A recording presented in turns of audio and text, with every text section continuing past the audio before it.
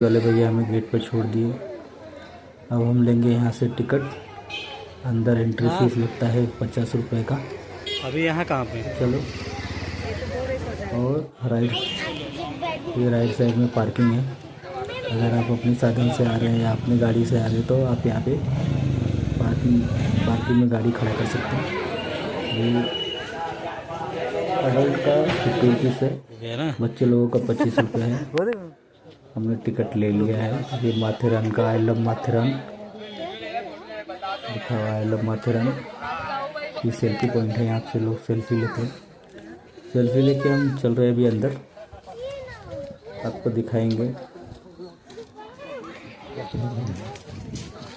Gate से जैसे अंदर घुसेंगे बहुत सारे दुकानें हैं। घोड़े, जिसको पैदल जाना है पैदल जा सकता है, या जिसको घुड़सवारी करने का शौक़ है घुड़सवारी करके जा सकता है।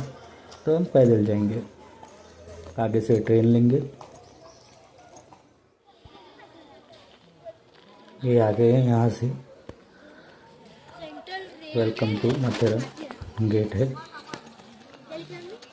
और लेफ्ट साइड में टिकट काउंटर है।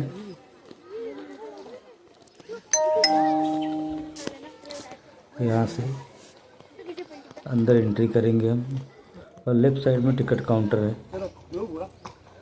चलते हैं टिकट लेने के लिए। नहीं।